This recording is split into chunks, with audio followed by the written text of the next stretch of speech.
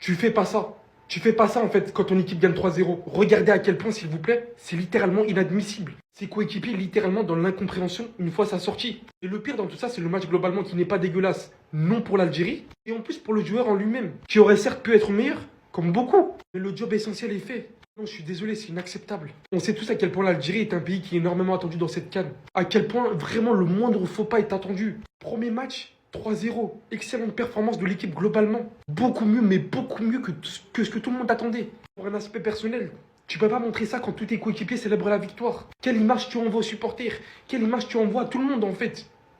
De l'Algérie en elle-même. Le foot, c'est un sport collectif. Ça se gagne ensemble, ça se célèbre ensemble. Ça vit tout ensemble. Franchement, le minimum, c'est vraiment de s'excuser auprès des coéquipiers juste après ça.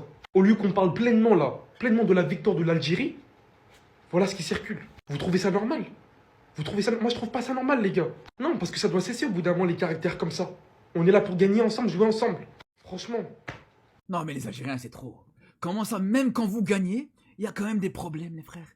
Tout va bien, normalement. Voilà, victoire 3-0. Tout va bien. Dans le meilleur des mondes, doublé de Mahrez, tout ça. Et Bounedjah, il est pas content, pourquoi? Qu'est-ce qu'il a, les gars? Qu'est-ce qu'il a, Bounedjah? Oui, il est pas content parce qu'il a pas marqué. Parce qu'on n'a pas fait la passe. Il a fait un match exceptionnel. Il a mis une passe D, il est à l'origine du premier but, tout va bien, 3-0 pour l'Algérie, l'Algérie gagne son premier match depuis 6 ans à la CAN. Il y a quand même des problèmes. Franchement, les gars, je crois que c'est la seule équipe où quand ça gagne, il y a des problèmes, quand ça perd, il y a des problèmes, quand ça fait match nul, il y a des problèmes. Je comprends pas, les frères. Mais bref, après, voilà, je pense que ça va rester anecdotique. Demain, ça va se régler. Voilà, Bounedjah va s'excuser. Et puis voilà, mais la scène, elle est complètement folle. J'aimerais bien savoir pourquoi il est pas content, qu'est-ce qui fait qu'il est pas content. Mais franchement, par contre, je vais pas vous mentir, les frères, même s'il a fait un bon match, si le mec est pas content et qu'il fait tout ce cinéma parce que ça lui a pas fait la passe ou parce que des choses comme ça alors que son équipe vient de gagner 3-0, pour moi, c'est grave. Pour moi, je vous le dis, les gars, c'est grave. Ça veut dire qu'il privilégie tout simplement ses statistiques individuelles, ses performances individuelles, plutôt que le collectif. Et là, pour le coup, franchement, c'est inacceptable. Si vous voulez mon avis. Tu veux savoir pourquoi Bounedjah est enragé comme ça en fin de match? Bouge pas, je vais tout t'expliquer. Clairement, Bounedjah, il en a plus rien à foutre. Ni on cautionne, ni on valide ce genre de comportement. On est juste là pour expliquer et te donner les clés pour comprendre ce genre. Pourquoi on en vient là? Pourquoi?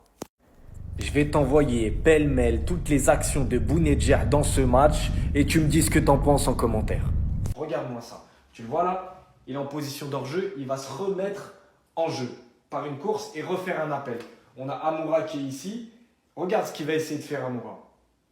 Est-ce que tu trouves ça juste? Tu vas trouver ça juste? Regarde cette passe. Hop! Et il la met à Boudaoui. Bounedjah frustré parce que le jeu, il demande de la mettre à Bounedjah. Regarde l'appel de Bounedjah. Regarde Bounedjah. Mais lui en profondeur, crevard que t'es d'Amoura. Et c'est frustrant pour Bounedjah.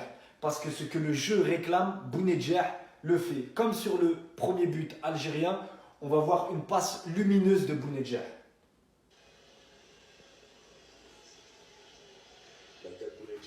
Petit extérieur du droit. Regarde-moi ce décrochage de Bounedjah. Un appui, il lance Amoura dans la profondeur, passe lumineuse du pied gauche s'il vous plaît. Il y a Bounedjah qui est ici. Amoura, il vient dans la zone décrochée. Amoura est un joueur de profondeur. Bounedjah, numéro 9, pivot. Qu'est-ce qu'il va faire Amoura? Il va prendre la place de Bounedjah. Il y a de quoi serrer. Regarde, il y a de quoi serrer. Hop, il est calme. Voilà, il envoie une passe en profondeur à Mahrez qui avance plus. Bounedjah pas content. Encore une fois, on va voir notre petite pépite, Ibrahim Maza, qui va recevoir le ballon. Il va chercher à plaire à Mahrez, chercher un ballon compliqué. Alors que Bounedjah, là, encore une fois, il nous fait un bête d'appel. Il n'y a plus qu'à lui mettre. Et un joueur comme Maza, il est capable normalement de lui mettre. Salah Belaïli lui mettait tout le temps. Et on va voir sa frustration encore juste après.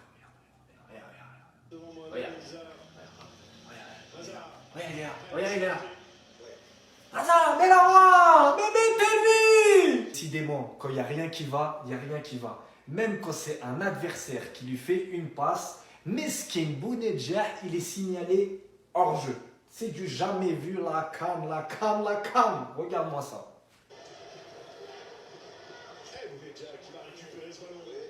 Hors jeu, il a dit. À chaque fois qu'il doit jouer pour les autres, il va le faire parfaitement dans ce match. Le peu de ballons qu'il a, il arrive à bien jouer collectivement. En témoigne le 3e but algérien. Regarde-moi cette remise.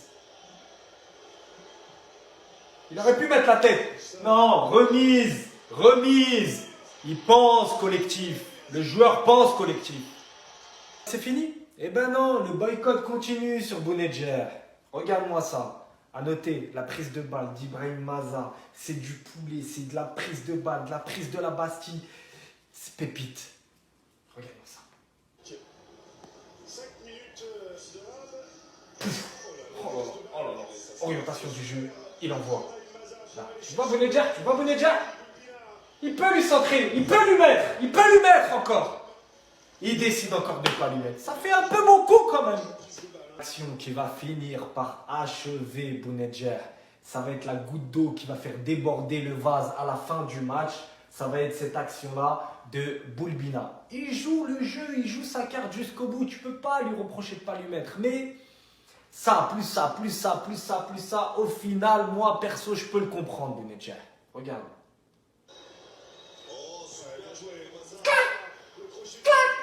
Il peut lui mettre. Il est tout seul là encore. Et ça se comprend qu'ils finissent le jeu. Après tout ça, tu peux pas me dire que tu comprends pas la frustration de Bounedjah. Il a clairement pas été récompensé. Il a fait preuve d'altruisme dans un sport où le neuf doit être égoïste. Ça sent pas bon pour la suite. La sélection algérienne, s'il vous plaît, commencez pas à avoir des problèmes, commencez pas, vous avez pas besoin de ça, vous avez pas besoin. Bagdad Bounedjah, qui était très mécontent après le match et qui n'a même pas osé célébrer la victoire de l'Algérie avec les supporters, il est directement parti au vestiaire. C'est clairement des images totalement inacceptables. Comment tu peux oser te comporter de cette façon envers ton capitaine Mahrez? Je vois ça, je me dis que le collectif, la complicité que possède l'effectif algérien peut se casser en deux. Oui, Bagdad Bounedjah, il est vieux. Oui, il a plus le niveau. Mais il a extrêmement bien joué aujourd'hui. 3 passes décisives. Vous savez pourquoi il est énervé? Parce que ses coéquipiers n'osaient même pas lui faire de passe. Je peux comprendre sa réaction. Il a fait marquer, il a fait goûter les autres. Mais à chaque moment qu'il était seul et qu'il demandait la balle, avec des signes de main, on l'ignorait. Le collectif dans une équipe, c'est très important. Quand tu perds ceci, tout est foutu. Ça m'inquiète pour l'équipe algérienne. Car de bon cœur, je veux que vous alliez loin durant cette Coupe d'Afrique. Puis en plus, pour Bounedjah, c'est peut-être sa dernière compétition professionnelle avec l'Algérie. Peut-être qu'il ne fera pas la Coupe du Monde, malheureusement. C'est pour cette raison que, s'il vous plaît, en tant qu'Algérien, faut bien traiter ces légendes.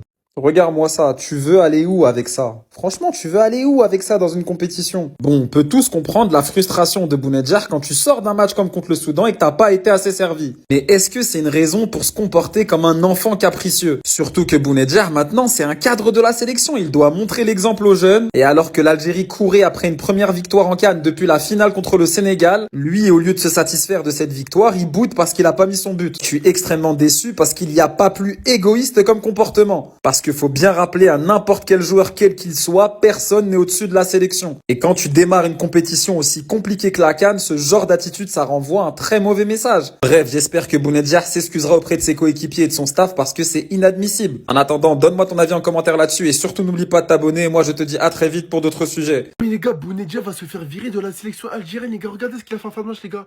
Il est parti directement au vestiaire, les gars, regardez. Il a checké personne, les gars, regardez. Les gars, il va se faire virer de la sélection algérienne, les gars. Même le coach, les gars, regarde là, il y a le coach qui est parti le checker, les gars. Qu'est-ce qu'il fait? Il le calcule même pas. Maintenant, les gars, regardez sous ce plan-là, les gars. Regardez, Riyad Mahrez, il va essayer de lui parler en mode, ouais, c'est bon, frère, c'est la fin du match, on a gagné 3-0, 4-0 plutôt. Tranquille. Il veut rien savoir. Il part direct. Les gars, il va tuer la cohésion d'équipe qu'a l'Algérie, les gars. Ce qu'ils ont créé là, il va tout tuer. Il va tout tuer. Il faut commencer à en parler de Riyad Mahrez, les gars, de son impact, les gars, dans l'équipe de l'Algérie, les gars. Mais ce qu'il a fait, Bounedjah, les frérots, c'est pas bien, wesh. Voilà, les gars, il va tuer là. Les gars, l'Algérie, ils sont en train de construire quelque chose de fort là. Et tu vois le match de l'Algérie, les gars, tu te dis, il y a quelque chose. Bounedjah, on dirait, il va tuer le truc, frérot, fais pas ça. C'est bon, t'es énervé, t'as fait une mauvaise performance. Va vestiaire, applaudis tout le monde, va vestiaire tranquille. Là, les gars, tout le monde le check. Même l'entraîneur, il a checké. Il a même pas regardé. Mahrez, il a eu la bonne réaction. Vas-y, viens, frérot, il y a rien. Non, il part en plus, il répond à personne, il calcule même pas. Wesh, mon ref, tranquille, wesh. T'auras du temps encore une fois pour te rattraper. Mais arrête.